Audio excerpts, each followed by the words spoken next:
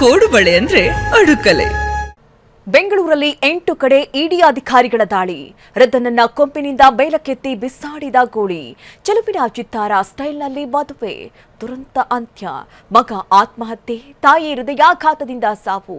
ಇದೆಲ್ಲವನ್ನ ನೋಡೋಣ Karnataka news top 9 ನಲ್ಲಿ. ಐಸಿಸ್ ಭಯೋತ್ಪಾದಕ ಸಂಘಟನೆಗೆ ಹಣಕಾಸು ನೆರವು ಕೇಸ್ಗೆ ಸಂಬಂಧಿಸಿದಂತೆ ಬೆಂಗಳೂರಲ್ಲಿ 8 ಕಡೆ ಇಡಿ ಅಧಿಕಾರಿಗಳು ನಡೆಸಿದ್ದ ದಾಳಿ ಅಂತ್ಯ ಆಗಿದೆ. ಐಸಿಸ್ ಉಗ್ರ ಸಂಘಟನೆಗೆ ಯುವಕರ ನೇಮಕಾತಿ.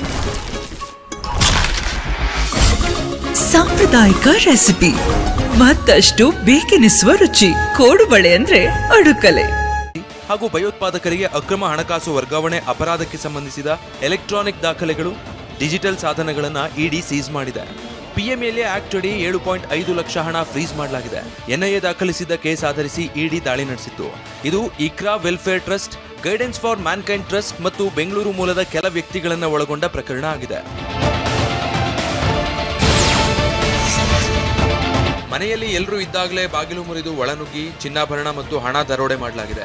ಹಾಸನ ಜಿಲ್ಲೆ ಆಲೂರು ತಾಲೂಕಿನ ಈಶ್ವರಹಳ್ಳಿ ಕೂಡಿಗೆಯಲ್ಲಿ ಮಧ್ಯರಾತ್ರಿ 1:30 ಸುಮಾರಿಗೆ ಅಡುಗೆ ಮನೆ ಬಾಗಿಲು ಮುರಿದು ದರೋಡೆಕೋರರು ಮನೆಗೆ ನುಗ್ಗಿದ್ರು. ಕೈಯಲ್ಲಿ ಮಾರಕಾಸ್ತ್ರ ಹಿಡಿದು ಮಗನ ಕೈಕಾಲು ಕಟ್ಟಿಹಾಕಿ 60 ಗ್ರಾಂ ಚಿನ್ನ, 50 ಗ್ರಾಂ ಬೆಳ್ಳಿ ಹಾಗೂ 20,000 ನಗದು ದೋಚಿ ಪರಾರಿಯಾಗಿದ್ದಾರೆ.